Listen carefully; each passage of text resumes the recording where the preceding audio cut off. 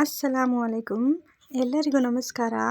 ನಾನಿವತ್ತು ಡಿನ್ನರ್ಗೆ ಮುಸ್ಸೊಪ್ಪಿನ ಸಾರು, ಅನ್ನ ಮತ್ತು ನೆಂಚ್ಕೊಳ್ಳೋಕ್ಕೆ ಹಪ್ಪಳನ ಮಾಡಿದ್ದೆ. ತುಂಬ ರುಚಿಯಾಗಿ ಬಂದಿತ್ತು. ಹೇಗೆ ಮಾಡೋದು ಅಂತ ಬನ್ನಿ ನೋಡೋಣ. ಮೊದಲಿಗೆ 2 ಈರುಳ್ಳಿ, 10 ಹಸಿಮೆಣಸಿನಕಾಯಿ, 3 ಟೊಮೆಟೊ ಮತ್ತು ಸ್ವಲ್ಪ ಕೊತ್ತಂಬರಿ ಸೊಪ್ಪನ್ನ ಎಲ್ಲ ಕಟ್ ಮಾಡಿ ಇಟ್ಕೊಂಡಿದ್ದೆ. ಅದನ್ನೆಲ್ಲ ಒಂದು ಕುಕ್ಕರ್ಗೆ ಹಾಕೋತಾ ಇದ್ದೀನಿ. ಆಮೇಲೆ 3/4 ಕಪ್ಪಷ್ಟು ತೊಗರಿಬೇಳೆನ ಚೆನ್ನಾಗಿ ತೊಳೆದು ಇಟ್ಕೊಂಡಿದ್ದೆ. ಅದನ್ನು ಸಹ ಕುಕ್ಕರ್ಗೆ ಸೇರಿಸ್ಕೊತಾ ಇದ್ದೀನಿ. ನಾನಿವತ್ತು 4 ತರಹದ ಸೊಪ್ಪನ್ನು ಹಾಕ್ತಾಯಿದ್ದೀನಿ. ಅದರಲ್ಲಿ 1 ಕಟ್ ಪಾಲಕ್ ಸೊಪ್ಪು, ಅರ್ಧ ಕಟ್ಟು ಸಬ್ಬಸಿಗೆ ಸೊಪ್ಪು ಮತ್ತು ಅರ್ಧ ಕಟ್ಟು ಮೆಂತ್ಯದ ಸೊಪ್ಪು ಮತ್ತು 1 ಕಟ್ಟಷ್ಟು ಮುಸ್ಸೊಪ್ಪಿನ ಸೊಪ್ಪು ಅಂತ ಇದನ್ನು ಸಹ ಹಾಕಿ ಎಲ್ಲದನ್ನು ಸೇರಿಸ್ಕೊತಾ ಇದ್ದೀನಿ. ಈಗ ಅರ್ಧ ಸ್ಪೂನ್ ಅರಿಶಿಣದ ಪುಡಿ ಮತ್ತು 2 ಟೀ ಸ್ಪೂನು ಜೀರಿಗೆ ಮತ್ತು ಮೆಂತ್ಯದ ಪುಡಿನ ಹಾಕಿ ಸೇರಿಸ್ಕೊತಾ ಇದ್ದೀನಿ. ಮತ್ತು ರುಚಿಗೆ ತಕ್ಕಷ್ಟು ಉಪ್ಪು ಹಾಕಿ 2 ಲೋಟದಷ್ಟು ನೀರು ಹಾಕಿ ಲಿಡ್ನ ಮುಚ್ಚಿ 4 ವಿಷಲ್ ಕೂಗಿಸ್ಕೊತಾ ಇದ್ದೀನಿ. ಕುಕ್ಕರ್ ತಣ್ಣಗಾದ ಮೇಲೆ ಲಿಡ್ನ ಓಪನ್ ಮಾಡಿ ಅದರಲ್ಲಿರುವ ನೀರನ್ನೆಲ್ಲ ಸಪ್ರೇಟ್ ಮಾಡ್ಕೊತಾ ಇದ್ದೀನಿ. ಯಾಕೆಂದರೆ ನೀರಿದ್ದರೆ ಅದನ್ನು ಸರಿಯಾಗಿ ಸ್ಮ್ಯಾಶ್ ಮಾಡೋಕ್ಕಾಗಲ್ಲ. ನಾನು ಇದರಿಂದ ಸ್ಮ್ಯಾಶ್ ಮಾಡ್ತೀನಿ.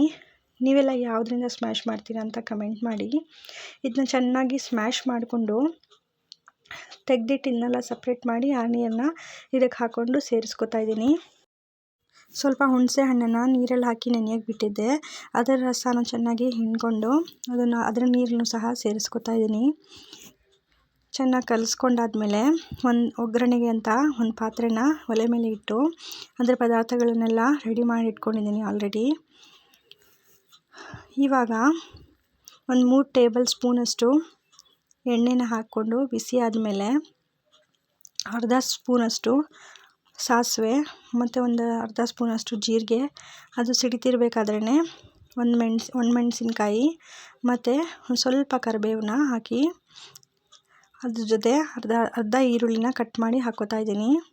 ಅದೆಲ್ಲ ಚೆನ್ನಾಗಿ ಕೆಂಪಗಾದ್ಮೇಲೆ ಸಾರನ್ನು ಹಾಕಿ ಸೇರಿಸ್ಕೊಂಡು ಅರ್ಧ ಸ್ಪೂನಷ್ಟು ತುಪ್ಪ ಹಾಕಿ ಚೆನ್ನಾಗಿ ಕಲಿಸ್ಬಿಟ್ಟು ಅದರ ಮುಚ್ಚಳನ ಮುಚ್ಚಿಡ್ತಾ ಇದ್ದೀನಿ.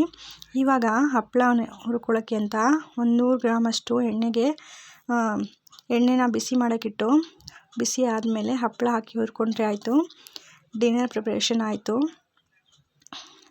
ಹೇಗಿತ್ತು ಇದು? ಎಲ್ಲರೂ ಮನೇಲಿ ಮಾಡಿ ಕಮೆಂಟ್ ಮಾಡಿ.